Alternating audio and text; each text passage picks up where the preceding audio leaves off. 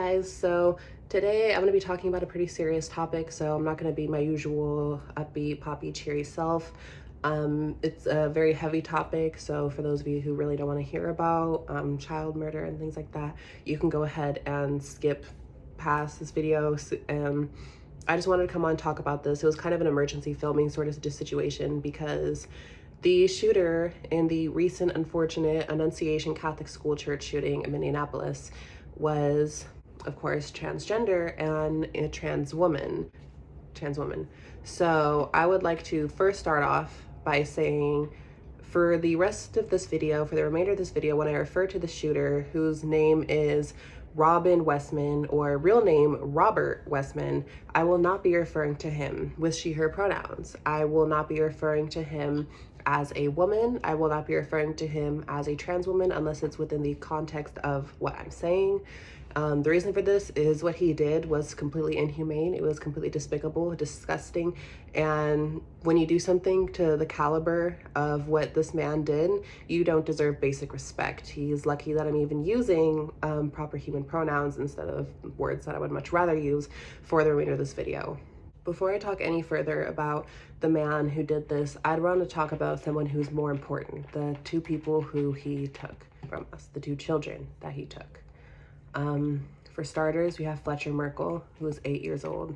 He was just starting his life, and his family has said wonderful things, that he was basically just an average little boy.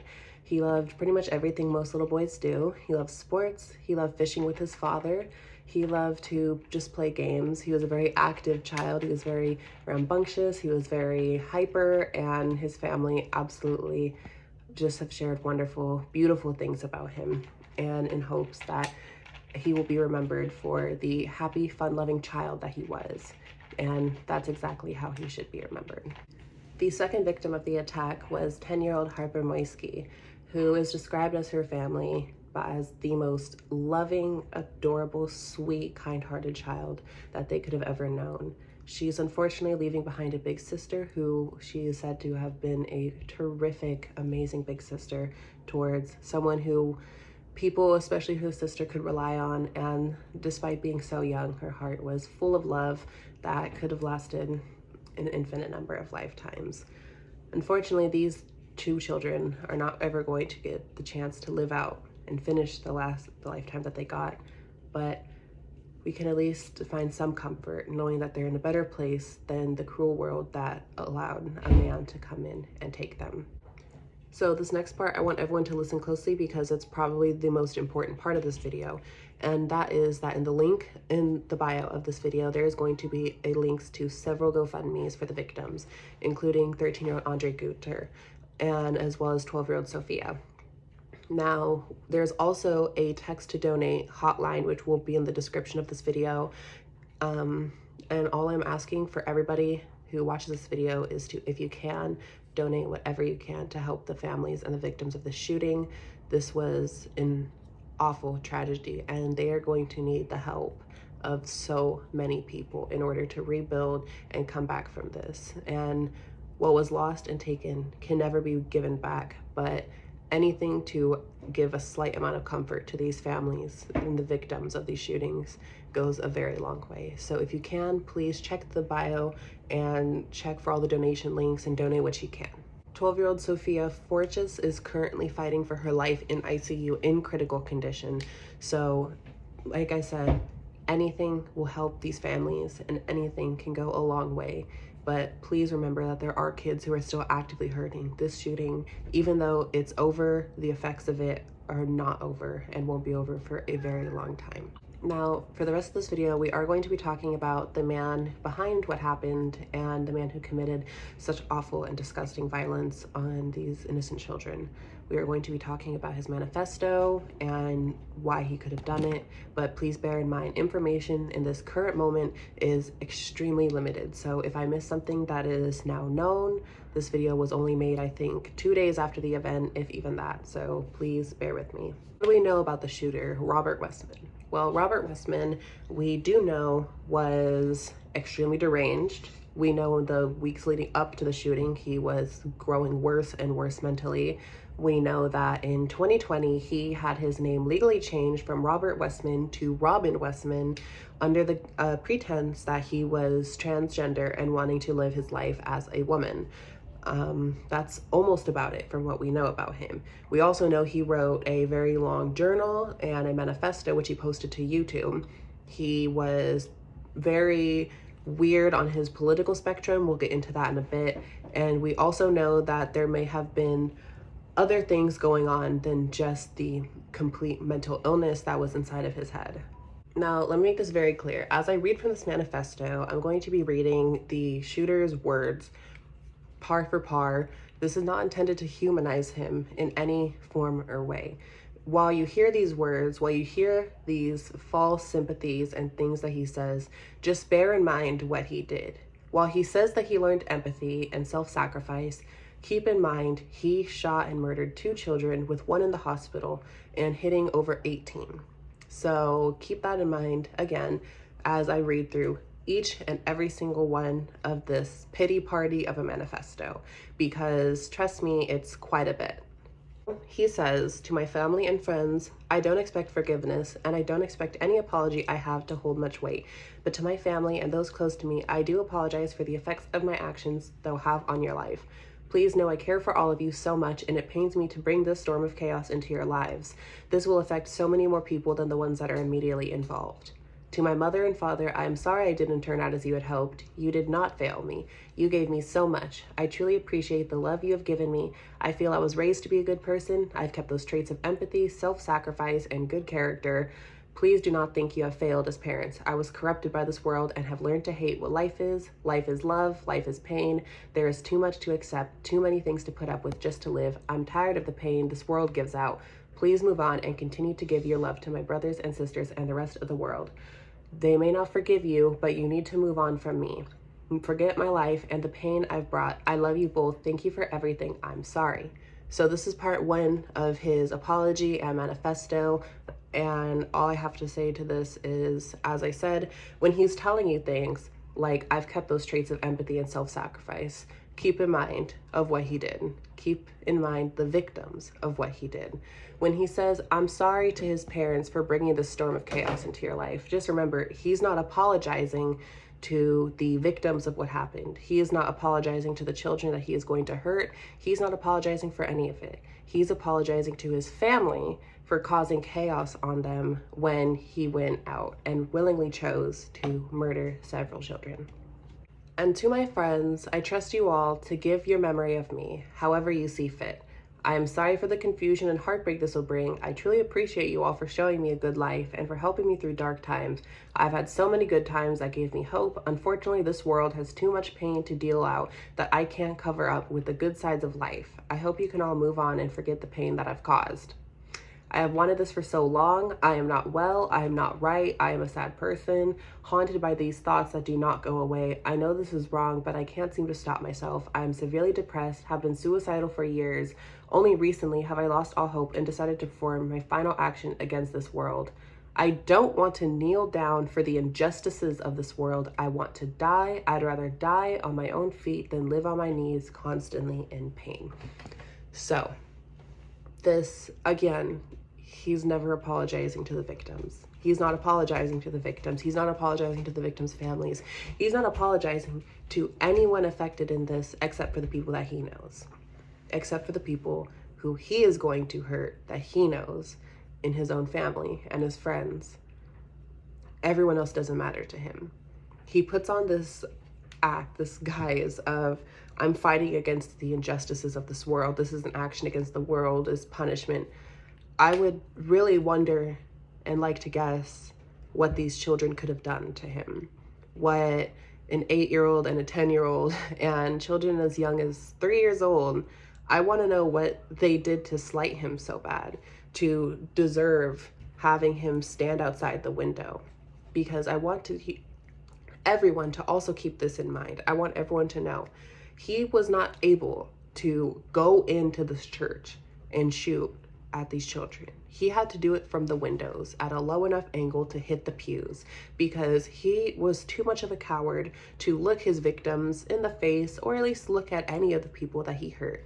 He shot in blindly, not knowing and not caring who he hit, but knowing that he'd hit children. And to me, everything about this manifesto has only made him all the more despicable in my eyes.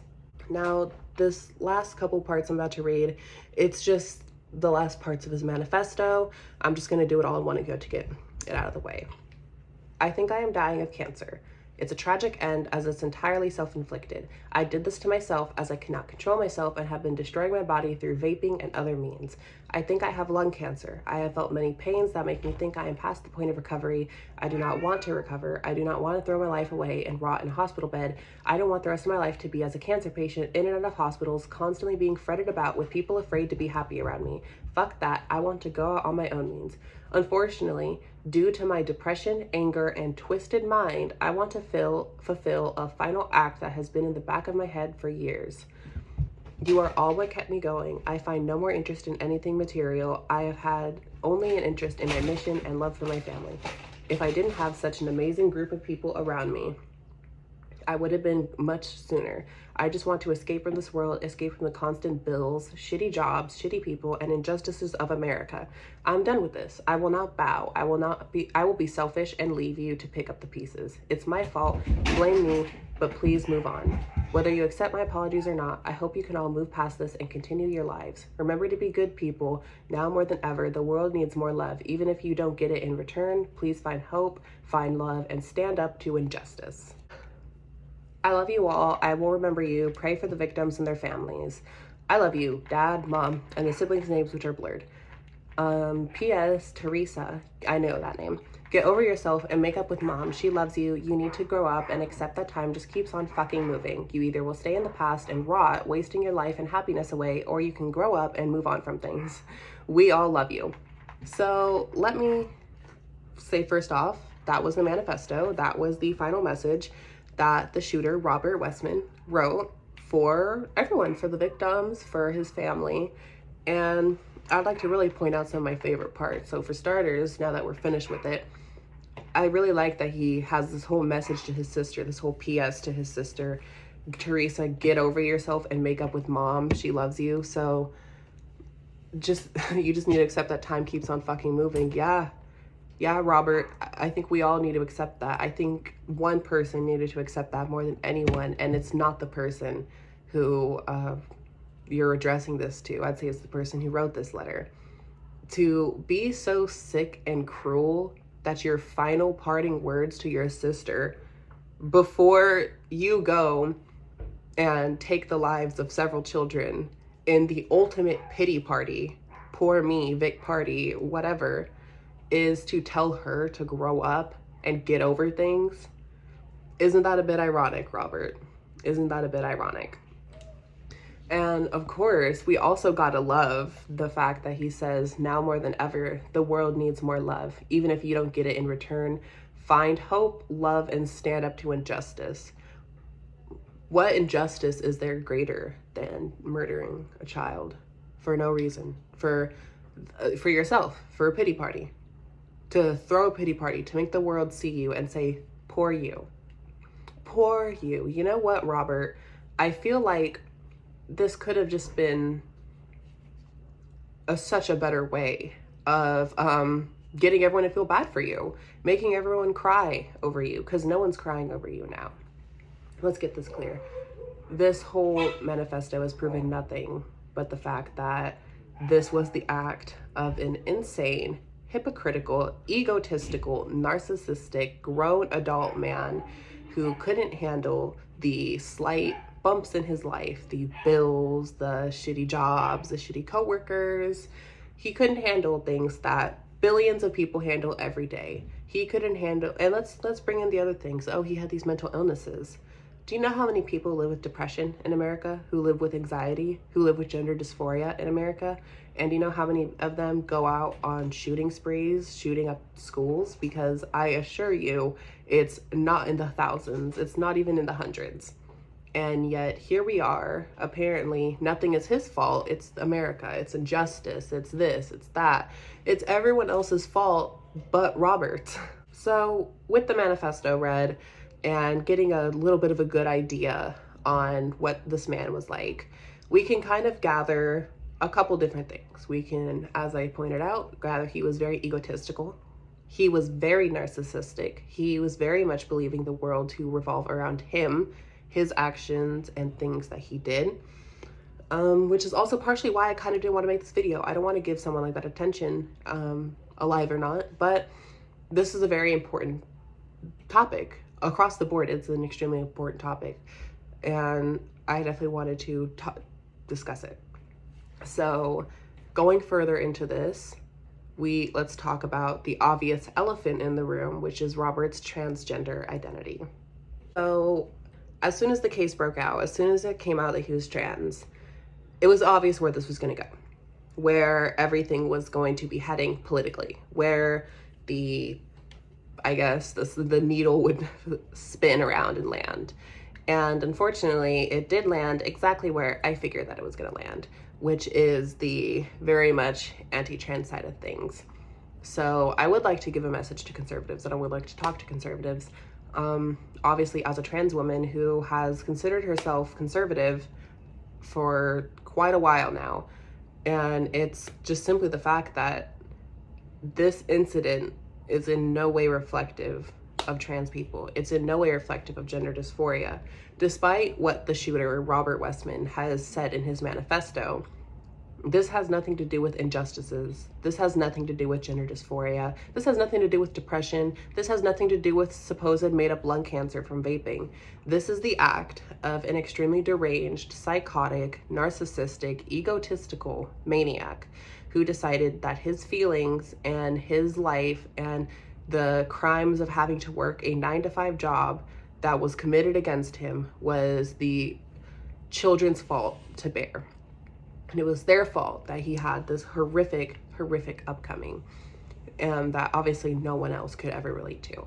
So I would just like to say, this has no representation. This has nothing to it. This isn't representative of people with depression. This isn't representative of trans people. This is not representative of white men. This is not representative of anyone except himself, Robert Westman, the shooter. He is the one responsible. He is the one who committed all these things, and he is the one who tried to use the issues that most Americans face as a shield in order to cover his own back of the crime and injustice that he committed. And I would also, on that note, like to give a message to the trans community, because I've been seeing discourse about this already and pop up. I would just like to say, I don't think it's right to properly give this man the respect of calling him a woman, calling him a trans woman, of using she, her pronouns. I'm not ever going to really be doing that myself, because I just really think it's sick. It's sick. What he did is sick. He doesn't deserve that level of camaraderie or commitment or respect or thought or anything. First of all, this was a full-grown man. Everyone can see. Full-grown man from the second it happened, from his ideology, from how he thinks. This was a full-grown man.